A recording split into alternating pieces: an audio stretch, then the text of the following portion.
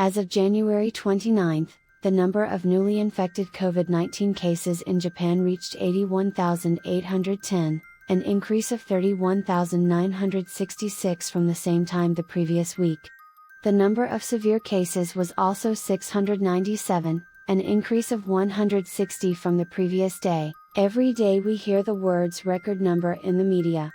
For some reason, they seem to be enjoying this situation. Aside from the media, we, the people, are reminded of the empty words of the Prime Minister, who said from the beginning of his administration that he would implement the COVID-19 measures ahead of schedule. Since the end of November last year, when quarantine measures were strengthened to completely stop foreigners from entering the country, the current administration has not been able to implement effective policies. Originally, the quarantine policy was implemented to buy time to combat the spread of the Omicron variant in the city.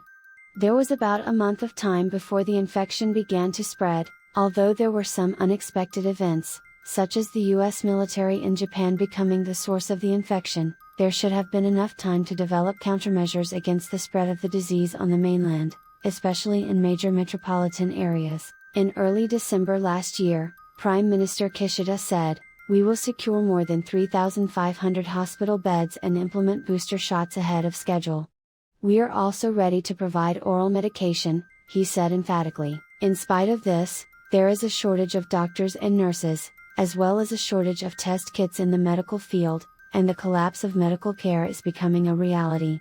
There has been no progress in the booster shots that we are counting on. Priority measures to prevent the spread of the disease have been issued to 34 prefectures across the country, but there is a strong possibility that these measures will be upgraded to emergency declarations. In the end, if the government declares a state of emergency and imposes other restrictions on private rights, it will mean that the current administration has taken almost no effective measures since last December. As far as I am concerned, the experts are right in pointing out that the current mess was caused by the wrong countermeasure against the Omicron variant of COVID-19. Given the scientific considerations that Omicron variants are very infectious but have a low risk of severe disease, this means that different countermeasures were needed than for the Delta variant. Since COVID-19 was originally an unknown virus, it is classified in Japan as a Category 2 infectious disease with the same risk as MERS and tuberculosis. As a Category 2 infectious disease, the response of public health centers and hospitals becomes extremely complicated.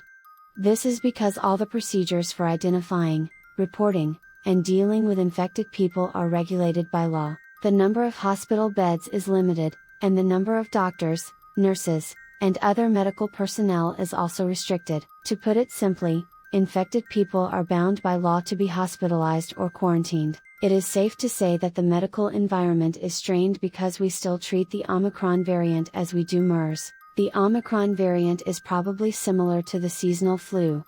If this is the case, it is the role of the government to remove the legal restriction that it is equivalent to a Category 2 influenza and create an environment that allows for a more flexible response. Former Prime Minister Suga was unpopular with the public, but from my point of view, the current administration needs to take a similar approach to the former Prime Minister's single-minded efforts to secure vaccines. Incidentally, Japan's booster shot vaccination rate is the lowest in the OECD, a stark difference from the world's highest rate for secondary vaccination. There are many people who want to get booster shots, but there are not enough vaccines.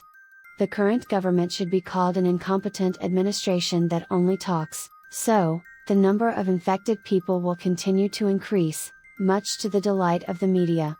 Omicron variants have also taken the trouble to come out with new species. Omicron variant BA.1 is currently the mainstream variant in Japan, but there are reports that it is being replaced by Omicron variant BA.2 in Europe and the United States. Since we cannot rely on the government, it seems that we have no choice but to defend ourselves.